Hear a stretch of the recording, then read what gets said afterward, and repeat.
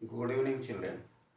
बच्चों, आज मैं आप लोगों से बात करूंगा इंग्लिश में विशेष रूप से जो परेशानी होती है बच्चों को अनसीन पैसेज को सॉल्व करने की। देखिए, अनसीन पैसेज में जहाँ तक प्रतियोगी परीक्षाओं की बात है या फिर जो है हमारी जो परीक्षाएं होती हैं बोर्ड की, उनकी बात है, तो उनमें ये जो प्रश्न आते हैं अनसीन पैसेज बेस, क्योंकि हमारे द्वारा ये पहले कभी देखे नहीं गए होते हैं, इसलिए हमको कोई आइडिया नहीं होता है। लेकिन इसके प्रश्नों का उत्तर देने में आपको मुश्किल तब नहीं होगी जब सबसे पहले आपको करना क्या है कि ध्यान से पूरा पैसेज आपको पढ़ना है।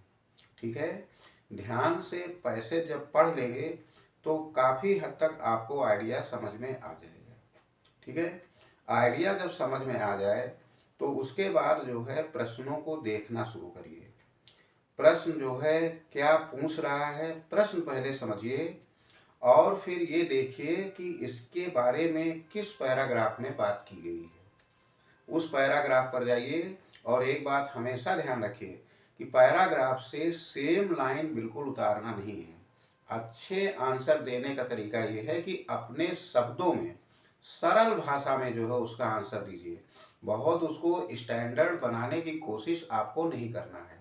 ठीक है, अगर पैसे थोड़ा टफ है तो आपको जो है इजी वर्ड्स को जो है कैच करना है। ये देखिए कि कौन सी बातें बार बार कहने का फोकस किया गया है, यानी इससे आपको टाइटल भी मिल जाएगा और ज़्यादा समझ में जब आ जाएगा, सिंपल बातें समझ में आ जाएंगी तो फिर आपको आइडिया पूरा समझ में आ जाएगा।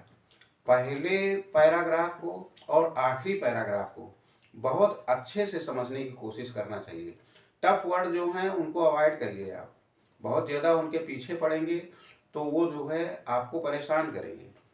आप जो सरल शब्द समझ में आ रहे हैं उन्हीं से हल करने की कोशिश कीजिए। ठीक है ना, इस तरह से आप पैराग्राफ को, और सबसे ज़्यादा ध्यान ये देना है कि आप पहले से तैयारी करें। पहले से अनसीन पैसेज जो आपके पास सैम्पल पेपर्स या जो भी जो है प्रैक्टिस जो मटेरियल उपलब्ध है उससे प्रैक्टिस करें तो बहुत अच्छी तैयारी आपकी हो जाएगी। और आप विद्यालय में अगर पढ़ रहे हैं, आप कहीं कोचिंग ले रहे हैं, तो अपने मेंटर्स जो हैं यानी आपके जो टीचर्स हैं उनसे भी समय समय पर सॉल्व करके दिखाते रहें कि सर ये देखिए अनसीन मैंने सॉल्व किया है, सही है कि नहीं। आप एक दिन 10-15 दिन की प्रैक्टिस के बाद बहुत अच्छी तरह से कैचअप करने में सफल हो जाएंगे। ओके।